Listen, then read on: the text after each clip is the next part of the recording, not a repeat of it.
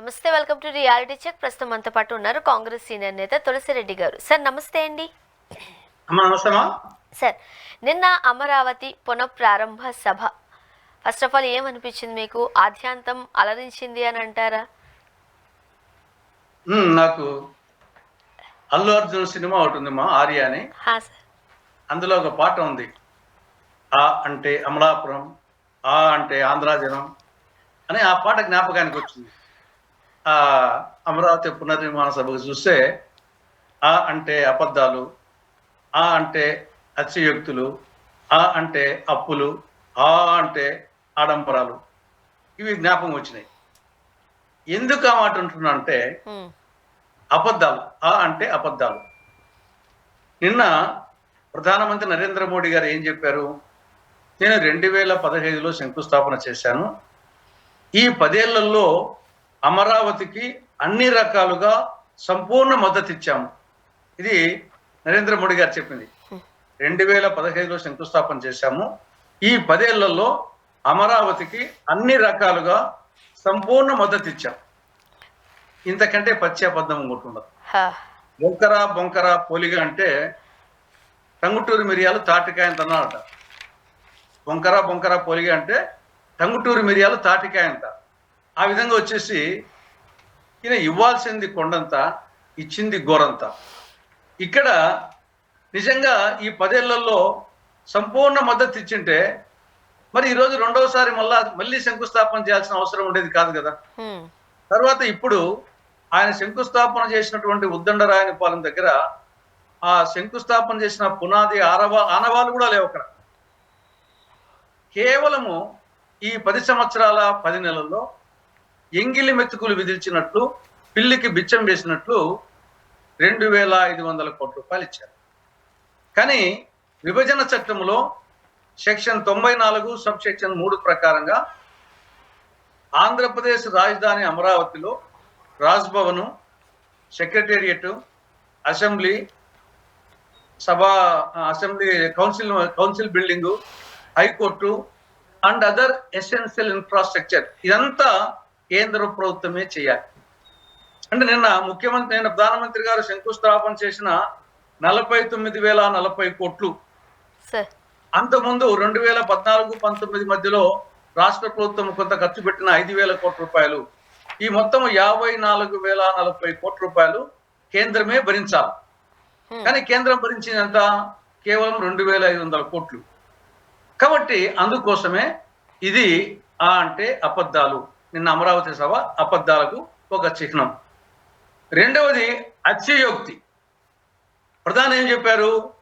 దేశాభివృద్ధికి ఆంధ్రప్రదేశ్ను ఇంజన్గా చేస్తాము. అమరావతి కేవలం ఒక రాజధాని కాదు, ఇది ఒక శక్తి అని మొత్తం వచ్చేసి ఆ విధంగా పోవడం జరిగింది. నిజంగా ఆయన మాటలు నిలబెట్టుకంటే 2015లో కూడా ఏం చెప్పాడు? ఢిల్లీని మించినటువంటి రాజధాని నిర్మిస్తామని చెప్పారు. ఆయన మాట మీద నిలబడే వ్యక్తి అయితే ఇప్పుడు ఆంధ్రప్రదేశ్ను ఈ దేశానికే ఒక గ్రోత్ ఇంజన్గా, అమరావతిని గ్రోత్ ఇంజన్గా ఆయన చెప్పడం జరిగింది. ఇది ఒక మోడర్న్ భారత్కు ఇది మోడల్ సిటీ అని చెప్పడం జరిగింది. అదే నిజమే అయితే గతంలో చెప్పిన మాటలు ఏమైనాయి? ఢిల్లీని మించిన రాజధాని అందిస్తామని చెప్పారు. అతిగతి లేదు. కాబట్టి ఇది అతిశయోక్తికి సంబంధించి. 3 అప్పులు వచ్చేసి ఇప్పుడు రాష్ట్ర ప్రభుత్వము అప్పు ఎవరి దగ్గర చేసింది? వరల్డ్ బ్యాంక్ దగ్గర 6,750 కోట్లు, ఏషియన్ డెవలప్మెంట్ బ్యాంక్ దగ్గర 6,750 కోట్ల రూపాయలు, అట్కో దగ్గర 11,000 కోట్ల రూపాయలు, జర్మనీకి చెందిన KFI బ్యాంకు దగ్గర 5,000 కోట్ల రూపాయలు, మొత్తం 29,500 కోట్ల రూపాయలు అప్పు చేసింది. ఇది చట్ట ప్రకారంగా కేంద్ర ప్రభుత్వం గ్రాంట్ రూపంలో ఇవ్వాలి. వాళ్ళు ఇవ్వని కారణంగా రాష్ట్ర ప్రభుత్వం అప్పులకు పోతారు. కాబట్టి ఇది నిన్న సభ వచ్చేసి అప్పుల సభ అని అనిపిస్తుంది. నెక్స్ట్ ఆడంబరం, ఆ అంటే ఆడంబరం. ఇది ముందుగానే చెయ్యాలి, చెల్లి పెళ్లి మళ్ళీ అన్నట్టుగా ఉంది. ఆల్రెడీ 2015 అక్టోబర్ 22న విజయదశమి నాడు, అదే పండగ విజయదశమి నాడు ప్రారంభిస్తే అది విజయం సాధించాలి మామూలుగా. అలాంటిది పార్లమెంటు మట్టి యమునా నది నీటిని తెచ్చి ప్రజా సమక్షంలో, ఆ రోజు ముఖ్యమంత్రి చంద్రబాబు నాయుడు గారు ఉన్నారు, ఆనాటి ఉపరాష్ట్రపతి వెంకయ్య నాయుడు గారు, వీళ్ళందరి సమక్షంలో, ప్రజా సమక్షంలో ఆయన ఆల్రెడీ ఉద్దండరాయనిపాలెం దగ్గర శంకుస్థాపన చేశాడు. ఇప్పుడు వచ్చేసి అదే రాజధానికి మళ్ళీ శంకుస్థాపన. అంటే అందుకే అంటున్నాం, చెయ్యాలి చెల్లి పెళ్లి మళ్ళీ మళ్ళీ. కాబట్టి రెండవసారి శంకుస్థాపన చేయడమే అది కరెక్ట్ కాదు. నిజంగా టెండర్స్ పిలిచారు, పనులు కానివ్వండి, పూర్తి చేసి ప్రారంభోత్సవాలు చేయండి, ఇంతకంటే అట్టహాసంగా చేయండి ప్రారంభోత్సవం. అలాంటిది ఆల్రెడీ ఒకసారి అయిన శంకుస్థాపన దానికి మళ్ళా శంకుస్థాపన, దానికి మళ్ళా ఆడంబరము అట్టహాసం. 5 లక్షల మంది జన సమీకరణ అంట, 6,000 మంది పోలీసులంట, 4,500 బస్సులంట, అనేక వేల కార్లు. ఈ జనమంతా ఎవరు? డాక్రా మహిళలు, ఉపాధి కూలీలు అండ్ విద్యార్థులు. ఈ ఎండాకాలం వాళ్ళని వచ్చేసి దూర ప్రాంతాల నుండి అంత దూరం తీసుకుపోయి వాళ్ళకు భోజనము, మజ్జిగ, నీళ్లు. ఆ భోజనం వచ్చేసి కొన్ని చోట్ల ఎప్పుడో మార్నింగ్ చేశారు, పచ్చిపోయిందని వెంటాడి పారేశారు. తర్వాత ఒకతను వెలుగు సీసీ అతను వచ్చేసి అక్కడికి అమరావతికి తీసుకొని వచ్చి డాక్రా మహిళలు మళ్ళీ తీసుకుపోయేటప్పుడు బస్ యాక్సిడెంట్, రోడ్ యాక్సిడెంట్లో చనిపోయాడు నాగరాజు అని చెప్పేసి. కాబట్టి ఇవన్నీ ఆడంబరం. కాబట్టి అందుకోసమే అమరావతి పునర్నిర్మాణ సభ ఆ యొక్క ఆర్య సినిమాలో ఉండే పాట జ్ఞాపకానికి వస్తా ఉంది. సార్, ముఖ్యంగా వేదిక మీద నుంచి 90,000 ప్రాజెక్టులకు శంకుస్థాపన చేశారు ప్రధానమంత్రి నరేంద్ర మోదీ గారు. ఈ శంకుస్థాపనకి సంబంధించి మీరు ఏం చెప్తారు? శంకుస్థాపన చేస్తే సరిపోతుందా? వాటి నిర్మాణాలకు తగిన డబ్బు ఆంధ్రప్రదేశ్ రాష్ట్రం దగ్గర ఉందా? ఇక్కడ 2 రకాలు. నేను శంకుస్థాపనలు, కొన్ని ప్రారంభోత్సవాలు చేసిన దాంట్లో ప్యూర్లీ రాజధానికి సంబంధించి 49,040 కోట్ల రూపాయలకు ప్యూర్లీ వచ్చేసి రాజధానికి సంబంధించినటువంటి అంశాలు. రెండవది 57,963 కోట్లు మిగతా అంశాలకు సంబంధించినవి, కొన్ని శంకుస్థాపనలు, కొన్ని ప్రారంభోత్సవాలు. సరే, మిగతా 57,967 కోట్లు అనేది అది గ్రాడ్యువల్ గా ఈ యొక్క రైల్వే ప్రాజెక్ట్స్ కానీ, ఈ రోడ్లు కానీ, ఇవి అనేక సంవత్సరాల పాటు తీసుకుంటుంటుంది. దానికి రాష్ట్ర ప్రభుత్వానికి సంబంధం లేకుండా అది కేంద్ర ప్రభుత్వం చేయాల్సిన పనులు, అది టైం తీసుకుంటుంది. రోడ్లు, నేషనల్ హైవేస్, ఇవన్నీ. ఈ 49,40 కోట్లు అనేది ఖచ్చితంగా ఇది కేవలం వచ్చేసి రాజధానికి సంబంధించినట్టే. ఇవంతా రాష్ట్ర ప్రభుత్వమే భరించాలి. ఇప్పుడున్న పరిస్థితుల్లో కేంద్రం వచ్చేసి ఓన్లీ శంకుస్థాపన చేసినారు తప్ప మొత్తం రాష్ట్రమే భరించాలి. రాష్ట్రం భరించినప్పుడు వీళ్ళు ముఖ్యమంత్రి చంద్రబాబు నాయుడు గారు, నారాయణ గారు చెప్పేది ఏమంటే, మేము ఇది అప్పుగా తెచ్చింది వాస్తవమే, ఇప్పుడు వరల్డ్ బ్యాంక్ దగ్గర, ఏడీబీ దగ్గర, అడ్కో దగ్గర, మిగతా. కానీ దాన్ని మేము రేపు ఈ యొక్క రియల్ ఎస్టేట్ వ్యాపారం చేస్తాము, ఈ యొక్క భూములు, మాకు రైతులు ఇచ్చిన భూములో మిగిలిన దాన్ని మేము అమ్ముకొని ఆ డబ్బుతో కడతాము అని చెప్తున్నారు. కానీ అదే మళ్ళీ ఏమంటున్నారు, ఇది రాష్ట్రానికే గ్రోత్ ఇంజను, మేము ఈ డబ్బులతో మిగతా రాష్ట్రం అంతా డెవలప్ చేస్తూ ఉంటున్నారు. మీరు రాష్ట్రం అంతా డెవలప్ చేస్తారా? మరి ఈ అప్పులు కడతారా? అక్కడ రాజధాని ప్రాంతాన్ని డెవలప్ చేస్తారా? ఒకవేళ ఇది సెల్ఫ్ సస్టైన్డ్ ప్రాజెక్ట్ అయినప్పటికీ, ఒకవేళ మామూలుగా అయితే కేంద్ర ప్రభుత్వం చట్ట ప్రకారం ఇవ్వాలా. ఇక్కడ మీరు ఏ వ్యాపారం చేసినా, లాభం వచ్చినా రాష్ట్రానికి ఎంతో ఉపయోగించాలా.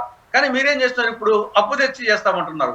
కాబట్టి అది ఏ కోణంలో చూసినా, కేంద్ర ప్రభుత్వ కోణంలో చూసినా కరెక్ట్ కాదు.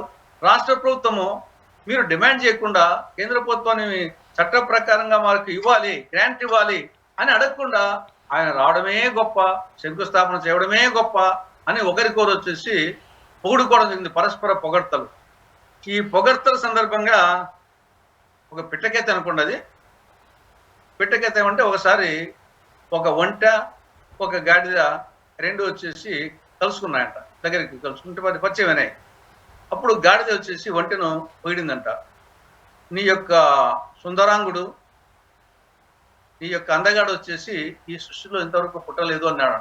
గాడిద వచ్చేసి ఒంటెను, నీలాంటి సుందరాంగుడు, నీలాంటి అందగాడు వచ్చేసి ఇంతవరకు పుట్టలేదు, నిన్నే చూస్తున్నా అని గాడిద ఒంటెను పొగిడిందంట.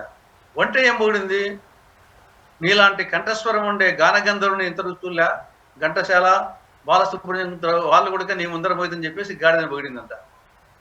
అంటే ఆయన అందాన్ని ఈ ఒంటి అందాన్ని గాడిద స్వరాన్ని ఒంటె అంటే ఇది పిట్ట కథ. నేను వచ్చేసి ఇది యాజ్ గా మళ్ళీ వాళ్ళకి అన్వయించి ఇట్లా అంటారా అని కాదు.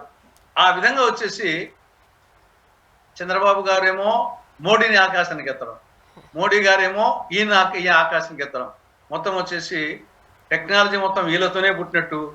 వాస్తవంగా శ్యామ్ పిట్రోడా సహాయంతో రాజీవ్ గాంధీ ప్రధానమంత్రిగా ఉన్నప్పుడు ఈ యొక్క సమాచార విప్లవము, ఎలక్ట్రానిక్ విప్లవము వచ్చింది ఆ హయాంలో 1989, 88, 87 ఆ ప్రాంతంలో. దాన్ని చంద్రబాబు నాయుడు గారు 95 ముఖ్యమంత్రి అయినప్పుడు ఆ రోజు దేశవ్యాప్తంగా ఉండే ముఖ్యమంత్రులు అందరూ ఉపయోగించుకున్నారు. ఈయన ఒకటే కాదు, ఇది వచ్చింది కేంద్రంలో వచ్చింది రాజీవ్ గాంధీ గారి శ్యామ్ పిట్రోడా సహకారంతో సమాచార విప్లవము, ఎలక్ట్రానిక్ విప్లవము. దాన్ని దేశంలో అందరూ ఉపయోగించుకున్నారు. ఆ నేపథ్యంలో ఎవరు ముఖ్యమంత్రి కంటే వాళ్ళకి అవకాశం వచ్చింది కేంద్రము సహకారంతో. అప్పుడు 95లో చంద్రబాబు నాయుడు సమైక్యాంధ్రప్రదేశ్ లో ముఖ్యమంత్రిగా ఉన్నాడు. దాన్ని కొంతవరకు ఉపయోగించుకున్నాడు. అది పోయి ఇప్పుడు వచ్చేసి ఈ రాజీవ్ గాంధీ పేరు చెప్పడంలే, ఈయన మొత్తం చంద్రబాబు నాయుడు ప్రపంచానికే సాంకేతిక విప్లవానికి, ఎలక్ట్రానిక్ విప్లవానికి ఈయన ఆద్యుడైనట్టు, ఆయన దగ్గర మోడీ గారు నడుచుకున్నట్టు అని ఈయన ఆకాశానికి ఎత్తే ఈయన వచ్చేసి ప్రపంచానికే నాయకుడు. 5 మంది ఉగ్రవాదులను 11 రోజులైంది ఇంతవరకు పట్టుకోలేకపోతున్నారు. కేవలం 5 మంది ఉగ్రవాదులు 11 రోజులైన తర్వాత ఇప్పటికీ ఒక్క ఉగ్రవాదిని పట్టుకోలేదు. అదే ఇందిరాగాంధీ పీరియడ్లో ఏం జరిగింది? పాకిస్తాన్ 2 ముక్కలు చేసేసింది. 90,000 మంది సైనికులను బందీలుగా పట్టుకుని మళ్ళా కనికరించి మానవతా దుఃఖంతో వదిలేసింది. కాబట్టి ఆ ఇందిరాగాంధీతో పోలిస్తే నరేంద్ర మోడీ గారు మరుగుజ్జుతున్న కనపడంలా 5 మందిని 11 రోజులైంది ఊరికే మాటలే. ఉగ్రవాదం వచ్చేసి ఒక్కని పట్టుకునేది లేదు, చంపింది లేదు, చేసింది లేదు, ఊరికే కోతలు మాత్రం. అటువంటి మోడీ గారిని ఈయన చంద్రబాబు నాయుడు పొగడము, చంద్రబాబు నాయుడు ఆయన పొగడము, ఇది నిన్న జరిగింది వచ్చేసి పరస్పర పొగడ్తలు స్టేజ్ మీద. సార్, ముఖ్యంగా మీరు ఎలానా టాపిక్ తీశారు కాబట్టి లోకేష్ గారి స్పీచ్ చూస్తుంటే మొన్నటి వరకు ఆయన భాషకు సంబంధించి కావచ్చు, తెలుగు మాట్లాడే విధానానికి సంబంధించి కావచ్చు, అంటే ఈ ప్లేస్లో ఉన్న మీరు నేను ఆ వర్డ్స్ మనం మాట్లాడలేం, కానీ ట్రోల్స్లో లోకేష్ గారి భాషకి సంబంధించి, ఆయన ఆహార్యానికి సంబంధించిన ఆ మాటలు మనం చూస్తూనే ఉన్నాం. కానీ నిన్న చూస్తే చంద్రబాబు నాయుడు గారు అంటే తండ్రికి మించి ఆయనకు ఆ రాజకీయాలు బాగానే వంట పట్టించుకున్నారేమో మోదీ గారిని పొగడడంలో. ముఖ్యంగా మొత్తం దేశానికి సంబంధించిన రాజకీయాలు, పాకిస్తాన్తో యుద్ధం, దీనికి సంబంధించి అన్ని మాట్లాడడంతో ప్రస్తుత రాజకీయాలు లోకేష్ గారు బాగానే వంట పట్టించుకున్నారు. ఒక సిన్సియర్ పొలిటీషియన్కు ఉండాల్సిన లక్షణాలు ఆశాంతం కనిపించాయి అంటున్నారు. ఏం చెప్తారు? కరెక్ట్ మా. నిన్న వరకు నేను కూడా చూశాను. అందరి లెక్కల్లా బాగా మాట్లాడింది లోకేష్. ఆయన పాయింట్లు కూడా మంచి పాయింట్లు. సరే, ఒక ప్రధానమంత్రిని ఒక యువ నాయకుడిగా పోవడము ఆ నమ్మని, కానీ నిన్న మాత్రము భాషలో కానీ మాట్లాడిన తీరులో కానీ ఆ ప్రసంగము, సరే ఎవరు రాసినా ఆయన రాసినా, నిన్న అందరికల్లా మంచి ప్రసంగం వచ్చేసి లోకేష్ అని చెప్పేసి నేను కూడా ఒప్పుకుంటా, 100% ఒప్పుకుంటా. దాంట్లో చాలా కాన్ఫిడెంట్గా మాట్లాడినాడు. దాంట్లో వచ్చేసి డిగ్నిటీగా, భాష మంచి భాష, ఫ్లో కూడా బాగుంది, స్క్రిప్ట్ కూడా బాగుంది, వండర్ఫుల్. నేను అప్రిషియేట్ లోకేష్. నేను విషయం మాత్రం మీరు చెప్పినట్టు అంతకుముందు సరిత తెలుగు భాష వచ్చేది కాదు. చాలా వండర్ఫుల్ స్పీచ్ నిన్న మాత్రం. మిగతా అందరికంటే, ఈవెన్ నరేంద్ర మోడీ గారి కంటే కూడా బెస్ట్ స్పీచ్. నేను స్పీకర్స్ అందరికల్లా బెస్ట్ స్పీకర్ వచ్చేసి Lokesh. I total agree. And నిన్న మొన్నటి వరకు టీడీపీ పగ్గాలు ఎవరికి ఇవ్వాలి, సరైన వారసుడు లేరు, లోకేష్ రాజకీయాలకి పనికిరారు, ఇలా అనుకునే టైంలో ఖచ్చితంగా నెక్స్ట్ సీఎంగా మనం లోకేష్ గారిని చూడొచ్చా? నెక్స్ట్ సీఎం అని కాదు, ఆ పార్టీ నెక్స్ట్ నాయకుడుగా ఆయన ఒకటే కాదు కదా, అనేక పార్టీలు ఉన్నాయి. ఆ పార్టీ వరకు వచ్చేసి మనం చెప్పొచ్చు. ఆ పార్టీ వరకు వచ్చేసి నాయకత్వం లోపం ఏం లేదు, నాయకత్వము నెక్స్ట్ జనరేషన్ గ్యాప్ అనేది ఏం లేదు. ఎన్టీ రామారావు, చంద్రబాబు నాయుడు, లోకేష్ ఆ విధంగా ఆ పార్టీ వరకు నాయకత్వము లోపం అనేది ఏం కనిపించలేదు. కానీ ఒక పార్టీ కాదు కదా, ఇక్కడ బహుళ పార్టీల వ్యవస్థలో మన రాష్ట్రంలోనే 7 పార్టీలు ఉన్నాయి. టీడీపీ 3 ప్రాంతీయ పార్టీలు, టీడీపీ, జనసేన, వైకాపా, 4 జాతీయ పార్టీలు, Congress, BJP, CPM, CPI. Congress వచ్చేసి మొత్తం 16 సార్లు ఎన్నికలు జరిగితే 9 సార్లు గెలిచింది, 6 సార్లు టీడీపీ గెలిచింది, ఒకసారి వైకాపా పరిపాలించింది 5 ఏళ్ళే, టీడీపీ పాలించి 21 ఏళ్ళు, మేము 55 ఏళ్ళు పరిపాలించాం. కాబట్టి మేము ఉన్నాం కదా, వాళ్ళ పార్టీ వరకు ఓకే అంతే తప్పని చేసి మిగతా ఆ విధంగా చూసుకుంటే కాంగ్రెస్ లో లోకేష్ కంటే ఉద్దండులు బ్రహ్మాండంగా కూడా చాలా మంది ఉన్నారు. పార్టీ వరకు ఓకే. ముఖ్యంగా నిన్న మేము ఆంధ్రప్రదేశ్ రాష్ట్రానికి ఇన్ని కోట్లు ఇచ్చాము, అంత చేశాము, ఇంత చేశాము అని ప్రధానమంత్రి నరేంద్ర మోదీ గారు దేశ అధ్యక్ష స్థానంలో ఉండి మాట్లాడిన తర్వాత చాలా మందిలో వినిపిస్తున్న మాట, కేంద్రంలో ఏ ప్రభుత్వం అధికారంలో ఉన్నా ఆయా రాష్ట్రాలకు ఆయా నిధులు ఇవ్వడంలో వాటి బాధ్యత, ఆ బాధ్యత మినహాయించి నిజంగానే ప్రధానమంత్రి నరేంద్ర మోదీ గారు చెప్పినట్టుగా ఏపీకి ఏమైనా చేశారా, ఆ లెక్కలు ఏమైనా కనిపిస్తున్నాయా, మీరేం చెప్తారు? ఇక్కడ జనరల్ స్పెసిఫిక్ రెండు ఉంటాయి. జనరల్గా ఇప్పుడు నేషనల్ హైవేస్ ఉంటాయి. ఇప్పుడు ఢిల్లీ నుండి చెన్నైకి ఒక రోడ్డు వస్తుంది, అది రోడ్డు ఆంధ్రప్రదేశ్ కూడా పోవాల్సిందిగా తప్పకుండా. ఢిల్లీ నుండి చెన్నైకి పోయే రోడ్డు లేకుంటే కన్యాకుమారికి పోయే రోడ్డు ఖచ్చితంగా ఆంధ్రప్రదేశ్ రోడ్డు అన్ని రాష్ట్రాలు టచ్ చేస్తే పోతుంది. కాబట్టి అది వచ్చేసి సెపరేట్గా ఆంధ్రప్రదేశ్కి ఇచ్చినట్టేం కాదు. అదేవిధంగా రైల్వే లైన్స్ అవి జనరల్ కిందకి వస్తాయి. నిన్న ప్రధానమంత్రి గారు చేసిన దాంట్లో చాలా మటుకు జనరల్ కింద, కానీ స్పెసిఫిక్గా విభజన చట్టం ప్రకారంగా ఆంధ్రప్రదేశ్కు చట్ట ప్రకారంగా రావాల్సినట్టు ఇవ్వలేదు అంటున్నాను. అది ఇప్పుడు సమస్య. దాంట్లో చట్టపరంగా ఇవ్వాల్సిన దాంట్లో రాజధానికి సంబంధించి నిధులు కేంద్రం ఇవ్వాలి. మీరు కేవలం 2,500 కోట్ల రూపాయలు మాత్రమే ఇచ్చారు. నిన్న శంకుస్థాపన చేసినట్టే 40 కోట్లు, అంతకుముందు వర్కులు వచ్చేసి 5,000 కోట్లు, మొత్తం 54,040 కోట్లకు గాను 2,500 కోట్లు. కాబట్టి అది కరెక్ట్ కాదు. నెక్స్ట్ పోలవరానికి సంబంధించి విభజన చట్టంలో సెక్షన్ 90 ప్రకారంగా దాన్ని కంప్లీట్ చేయాల్సిన బాధ్యత కేంద్ర ప్రభుత్వంది. యాజ్ ఎర్లీ యాజ్ పాసిబుల్ అని కూడా ఉంది. దీన్ని ఎప్పుడో అయిపోయి చేసింది. అలా ఇప్పటికీ వచ్చేసి 150 అడుగుల 130 అడుగుల అనే చోట క్లారిటీ లేదు. ఇప్పటికి కేంద్ర ప్రభుత్వం మాత్రం 130 అడుగులకే నిర్ధారించుకొని ఇప్పటి వరకు దాన్ని డిపిఆర్ అంతా చేసింది. 130 అడుగులే. 130 అడుగులు అయితే అది ఒక బ్యారేజీ, అది బహుళార్థ సాధక ప్రాజెక్టు కానే కాదు. విభజన చట్టం ప్రకారంగా ఆశించింది కాదు.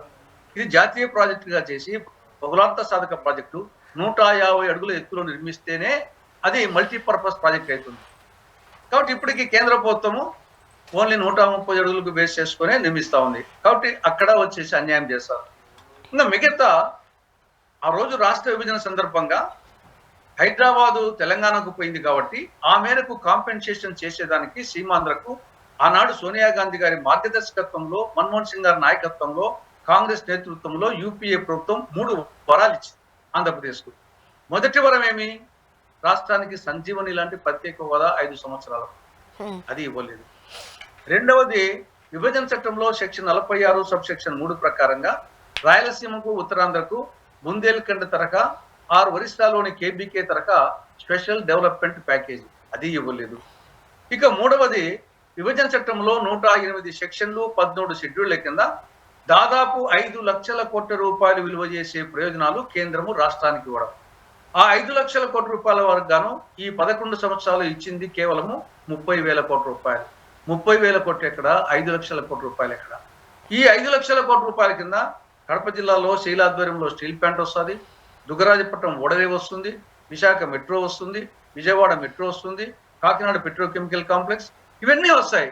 కాబట్టి 3 వరాల్లో 1 వరానికి 0 మార్కులు, 2వ వరానికి ఆల్మోస్ట్ 0 మార్కులు, 3వ దానికి ఒక 4% 5% మార్కులు. ఇది ఎప్పుడు 11 సంవత్సరాలు కావస్తా. కాబట్టి ఖచ్చితంగా చట్ట ప్రకారంగా స్పెసిఫిక్గా ఆంధ్రప్రదేశ్కు కేంద్రము ఇవ్వాల్సింది కొండంత, ఇచ్చింది గోరంత. ఖచ్చితంగా ఇది అన్యాయం.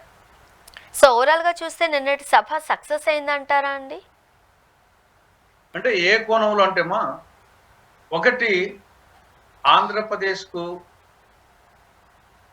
అమరావతికి ఆంధ్రప్రదేశ్కు చట్టపరంగా ఇవ్వాల్సిన దాంట్లో టోటల్గా అన్యాయం జరిగింది, నంబర్ 1. రెండవది వచ్చేసి మిగతా కొన్ని అమరావతికి రాజధాని సంబంధం లేకుండా కొన్ని అంశాలకు శంకుస్థాపన ప్రారంభోత్సవాలు చేశాడు. దాన్ని హర్షిస్తాం. మూడవది వచ్చేసి ఒకరికొకరు పొగుడుకోవడంలో సక్సెస్ అయింది. ఈయన ఆయన పొగుడుకోవడంలో. 4 మరి జన సమీకరణ ఇబ్బందులు కూడా చేసినట్టుంది. అది జన సమీకరణానికి ఇప్పుడు ది సక్సెస్ ఆఫ్ ఫెయిల్యూరా చెప్పడానికి అది అనవసరం. ఎందుకంటే ఇది పిండి కొద్ది రొట్టె. ఎన్ని బస్సులు పెడితే అంతమంది వస్తారు. డాక్టర్ మహిళలకు మీకు వచ్చేసి రుణాలు ఇవ్వమంటే బలవంతంగా ఇవన్నీ వచ్చేసి కాబట్టి దీన్ని జన సమీకరణ దానికి సక్సెస్కు ఫెయిల్యూర్కు దానికి అర్థం లేదు. జనము 5 లక్షలు కాదు 10 లక్షలు కాదు, ఎంత డబ్బు ఎక్కువ ఖర్చు పెడితే అంత. అందుకోసమే ఇది అట్టహాసము ఆడంబరము అది కరెక్ట్ కాదు నా అభిప్రాయం. కాబట్టి ఒకరికొకరు కూడుకోవడంలో సక్సెస్ అయింది. రెండవది వచ్చేసి రాజధానికి సంబంధం లేకుండా కొన్ని శంకుస్థాపనలు ప్రారంభోత్సవాలు జరిగింది. అంతవరకు వచ్చేసి సక్సెస్ అయినట్టే. కానీ అమరావతికి సంబంధించి మాత్రము ఇది సక్సెస్ కింద రానే రాదు. ఎందుకంటే శంకుస్థాపన కార్యక్రమం పెట్టడమే అనవసరం. రెండవ శంకుస్థాపన దానికి ఇంత అట్టహాసం చేయడం మరింత అనవసరం. అందుకే ఆ రెండు పదాలు బాగా సరిపోతాయి. చెయ్యాలి చెల్లి పెళ్లి మళ్ళీ పెళ్లికి ఇంత ఆర్భాటం అవసరమా? మళ్ళీ పెళ్లికి లేకపోతే రెండో పెళ్లికి ఇంత ఆర్భాటం అవసరం. ఓకే సార్, థ్యాంక్ యూ అండి, మీ అభిప్రాయాలు పంచుకున్నారు. Thank you very much sir. ఇది వాళ్ళ రియాలిటీ చెక్. Stay tuned.